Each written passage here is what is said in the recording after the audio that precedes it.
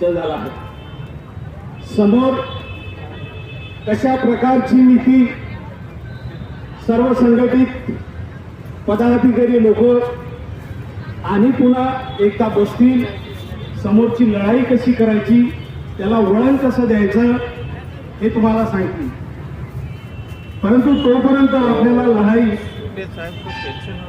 लढाईसाठी तयार राहावं लागेल। आज जे 4 बिल कोड बीजेपी सरकारनं तयार केलेलं ते खरोखरच निंदनीय आहे। यासाठी की आज लेबर ऑफिस मधून जे इन्स्पेक्टर शॉप अँड कमर्शियल मध्ये जे उद्योगधंदे आहेत त्यांच्या चौकशीसाठी, लेबरांच्या चौकशीसाठी इथले जे अधिकारी चौकशी करण्यासाठी जात होते तेव्हा प्रत्येकाची पडताळणी करून त्या व्यक्तीला पीएफ, त्या व्यक्तीचा, त्या कामगाराचा पीएफ कटत होता की नाही कटत होता, त्याला ईएसआयची सुविधा मिळत होती की नाही मिळत होती, त्याला किती पगार मिळत होता, किती कमी मिळत होता, हा रिपोर्ट लेबर ऑफिसच्या माध्यमातून गव्हर्नमेंटला जात होता। आज ती 4 कोड बिलच्या मध्ये पूर्ण समाप्त झालेले। आज तुम्हाला कुठेही लेबर ऑफिसचा अधिकारी, इन्स्पेक्टर कुठल्याही दुकानामध्ये, संस्थेमध्ये किंवा फॅक्टरीमध्ये दिसणार नाही।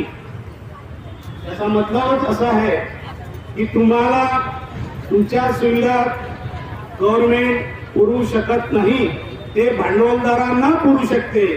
वर्करांचं त्यांच्यासाठी काहीही महत्व राहिलेलं नाही। याकरिता आपल्याला एकत्र येऊन मोठे मोठे आंदोलन पूर्ण झालेत, आता लढाईला उतरण्याशिवाय मार्ग नाही। इतके बोलून माझे 2 शब्द संपवितो। कॉम्रेड गुरप्रीत सिंग यांना सुद्धा निवेदन करतो की त्यांनी 20 मेला जे आंदोलन आपण करणार आहोत त्या संबंधाने विस्तृत असं मार्गदर्शन करावं। कॉम्रेड गुरप्रीत सिंग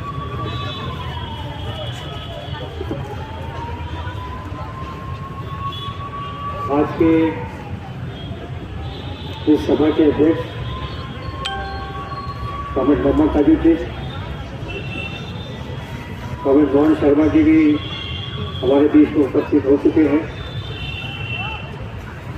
मंच पर उपस्थित विभिन्न संगठन के नेतागण और उपस्थित साथी हैं। मेरे पहले के जो वक्ता थे, खासकर के कॉम्रेड डॉक्टर, उन्होंने जन सुरक्षा विधेयक